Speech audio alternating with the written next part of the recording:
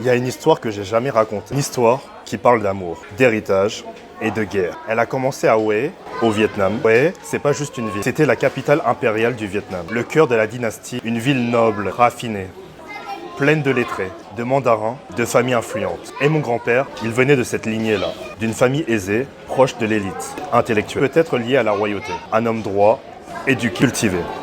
Et pourtant, il est tombé amoureux d'une femme simple, d'une jeune fille d'une famille modeste, discrète. Elle n'avait pas la richesse, mais elle avait la dignité, la douceur, le feu tranquille dans les yeux. Et il l'a choisie contre les règles, contre les traditions. Et cette femme, c'était ma grand-mère. Leur amour, il était vrai, profond, silencieux. Mais le Vietnam a basculé. En 1968, pendant le Tet, Hue a été envahi par des troupes communistes. Et parce qu'ils étaient là, de cette ville, de cette classe, de cette éducation, ils sont devenus des cibles. Les intellectuels, les croyants, les familles riches, les opposants, tous ceux qu'on appelait anti-révolutionnaires, on les a tués, dont mon grand-père. Jetés dans des fosses, des milliers. Ma grand-mère, elle, a survécu. Elle a fui. Elle a quitté Hue, maison, ses morts, ses souvenirs. Elle est venue en France avec rien, sauf avec la mémoire de l'homme qu'elle aimait. Mon grand-père, je ne l'ai jamais connu, mais son courage, je le porte. Toi, je l'honore. Et maintenant, je comprends pourquoi j'ai toujours cru en un amour qui dépassait tout. C'est pas juste une histoire de guerre, c'est une histoire d'héritage. Ils se sont aimés dans un monde qui ne voulait pas d'eux. Aujourd'hui, c'est à travers moi que leur histoire continue. C'est grâce à eux que je crois qu'un amour sincère peut survivre à tout.